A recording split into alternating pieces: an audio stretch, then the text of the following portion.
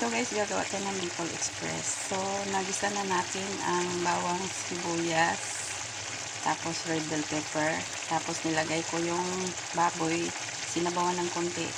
Tapos seasoning is pork cubes ng Knorr at saka konting magic sarap. So, ganito kami yung timpla dyan. Tapos konting brown black pepper at saka konting asin.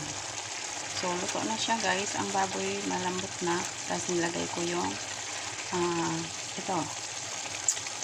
baggy beans. Tapos crunchy na ang beans. So ilagay na natin ang gata. Ayan guys. So ang ginagamit ko dito ay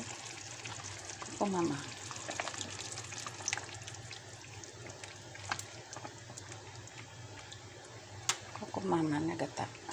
Ayan. Coco Mama.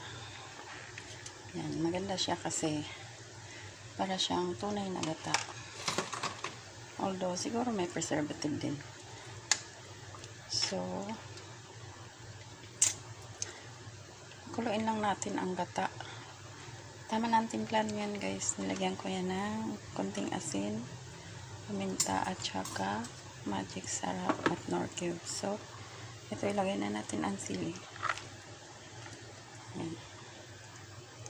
Ilagay na natin ang sili. So, yan sili na yan ay siling labuyo. Ayan. Halo lang natin. So that's it. Patayin ko na ang apoy. Naka-off na. So wag nyo takpan guys pag nagata kayo kasi mag-separate yung gata at saka yung curd. So yan guys, tapos na ang ating Bicol Express na sobrang daming gata. Yan ang gusto ng kakain, maraming gata, masabaw. Yung mga tinda ng Bicol Express, konti lang sabaw pero ito marami. So thank you so much guys for watching.